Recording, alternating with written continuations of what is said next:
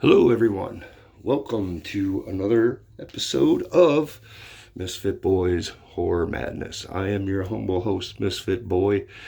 Uh, this time around, I'm not going to be reviewing a movie like I usually do. It's going to be more of a tribute show to my childhood icon who recently passed away. His name was Charles Big Chuck Schadowsky. And I can't begin to tell you how hard I took it when I heard the news. And I'm still like mind boggled that he's no longer with us. Yes, I understand. He was 90 years old, but when you're a kid and you idolize someone like Chuck, you start to think that they're immortal. You never think about that day until it actually happens. Anyway, a little bit of a background on Chuck. He got to start working with Ernie Anderson, who went on to become Ghoulardi for 3.5 years in the mid-60s. Chuck then went on to go to Channel 8 in Cleveland, and he actually was an engineer there for a bit. Well, they wanted to keep the Ghoulardi horror host thing alive, so they wanted Chuck to do the show, but they wanted him to have a partner, so they went with the local weatherman, Bob Houlihan Wells. The show became Houlihan and Big Chuck, and they started in 1968. Hooli was there until 1979 when he decided to move to the greener pastures of Florida. They wanted Chuck to get a person to replace Hooli, and they found John Rinaldi, better known as Little John, who was a jeweler, and he was in a lot of the skits. His very first skit was Bridget the Midget. I'm sure a lot of you have seen that. If not, I highly recommend that you check it out on YouTube. It is hilarious. So it then became the Big Chuck and Little John show in 1979. I remember it distinctively because they were showing Godzilla versus the Smog Monster. And, it took Chuck and John a few episodes to start to gel, like Hooli and Chuck. They just kind of flowed together. But once John and Chuck, got to fill each other out a little bit, they became iconic in Cleveland. I mean, they did so much for Clevelanders. I mean, charities, everything, meet and greets. How many haunted houses did they go to? And, it's people like Chuck are very rare. I've been watching the show since I was 5 years old. And at 55 now, it's a bit of luck that, we can go back and still watch all these great skits that they did, because that was a huge part of the show. I mean, Chuck was very smart. I mean, look at some of the things he did. He managed to drop Ghoulardi into the movie. And this is the 60s, before we had any kind of technology. So you got to give him credit for that. And he was a funny guy. I met him several times, and I could never say a bad thing about him.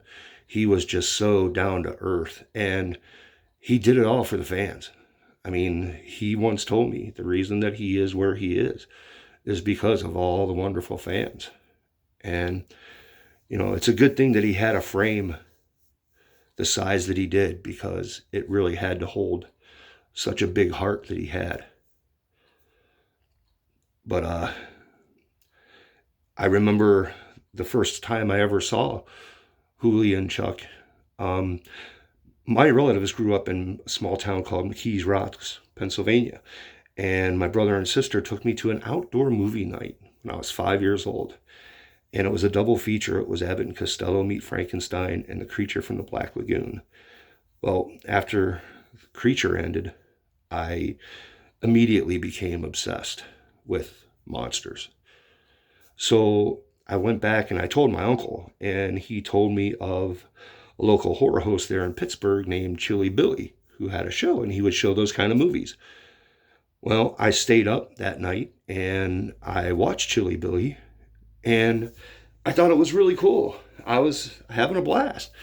I mean, 5-year-old kid watching monster movies and, funny guy that's hosting them. And I asked my dad, I was like, Dad, it's too bad we don't have anything like this in Cleveland. And he told me, he's like, we actually do. He's like, we have Houlihan and Big Chuck. So the following Friday, I was staying the night at my neighbor's house, and Houlihan and Chuck, it was April of 1974. I remember it distinctly because that was the first time I ever saw Godzilla. And the film that night was King Kong versus Godzilla. So after I saw that, I was obsessed with three things: dinosaurs, monsters, horror hosts. I then found out that there was an afternoon horror host named Superhost who was aimed more towards kids, which I watched him all the time. And then there was also yet another horror host on Saturday nights, Ron Swede, who most of you will know as The Ghoul here in the Cleveland and the Detroit area. The Ghoul was immensely popular. He had such a huge cult following, but I don't think it was as big as Chuck and John's. I mean, like I said before, they did so much for the community. So, with that being said, I'd just like to thank a few people real quick. Susan Shadowski Ross, thank you for posting all the great pictures that I've actually never seen of Chuck before from your personal archive. I appreciate that. Thank you so much. Also, I'd like to thank the administrators of the Big Chuck and Little John Facebook fan page. Jay Summers, Patrick Keeney, Carl Hendricks, and everybody else that works so hard on the page at keeping it the way it is. Thank you so much, guys, for all your hard work. Seriously. But most importantly, a lot of people don't realize this, but Chuck never saved any of the tapes of the shows. All he had were the skits. He taped over all them. So the only way that we're able to see all these full episodes on the Roku channel or archive.org, which, if you're not aware, you really should go and check them out if you want to see entire episodes of the show. There's a lot of good ones on there. I am not even joking. But, if it wasn't for all the fans that have been circulating the tapes, we wouldn't have all this like we do. So I would just want to thank all of the fans of the Big Chuck and Little John fan page for, taking the time and the effort to send out all the videotapes, the beta tapes, or whatever you had them recorded on. Thanks so much. So with that being said, I just want to say, rest in peace, Chuck. You will always be an icon here in Cleveland. And if I had my way, I would make sure that there was a statue outside the TV8 building of Hooli, John, and yourself. Because you know what? If any Clevelander ever deserved it, it would be you three. Rest in peace, Chuck. Thanks so much, everybody.